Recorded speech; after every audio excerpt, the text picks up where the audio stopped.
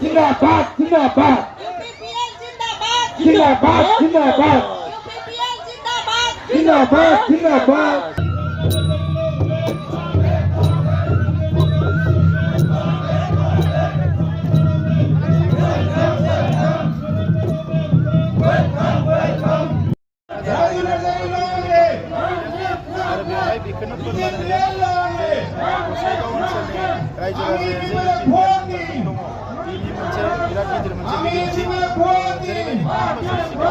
रायजो राजानि मोनसे गिदिरथार थांखि लानानै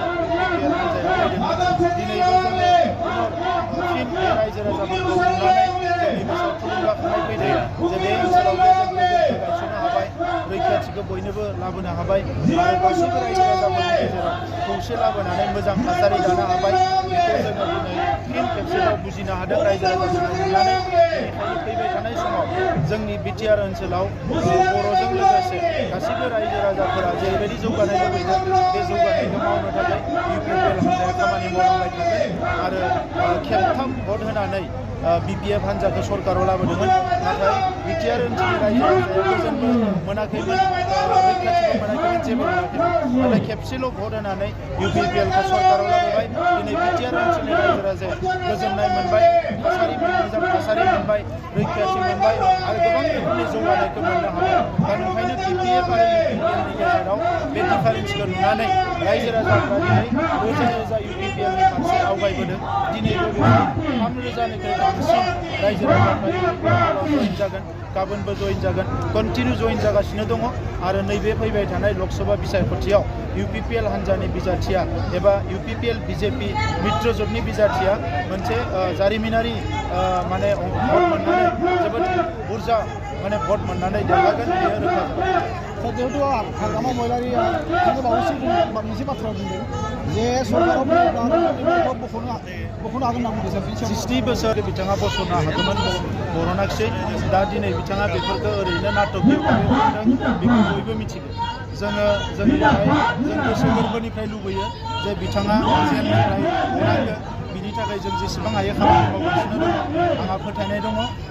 खम समनि गेजेरावनो जोङो रन्जन दैमारि बिथांखौ बरननो हागोन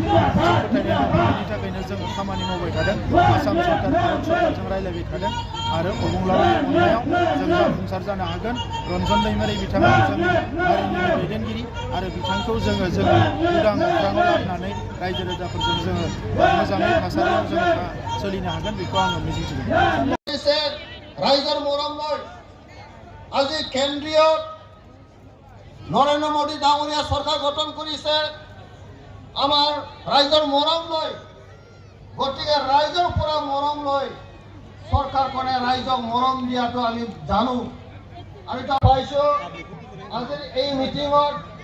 এই সভাখনত উপস্থিত বেছিভাগ আমাৰ মহিলাসকলে আহিছে গতিকে মই অনুৰোধ জনাম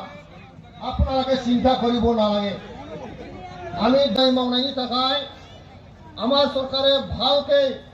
কাম কৰাৰ কাৰণে আমাৰ বিৰোধী দলবিলাকে এতিয়া বকিবলৈ ধৰিছে जोंनि বিৰোধী হাঞ্জাফৰা দিনি আমাৰ বিপিএফৰ নেতা আমাৰ প্ৰাক্তন বিটিসি চিএফ হাগ্ৰামা মহিলাৰী ডাঙৰীয়াই আমাৰ প্ৰমোদ বড়ো ডাঙৰীয়া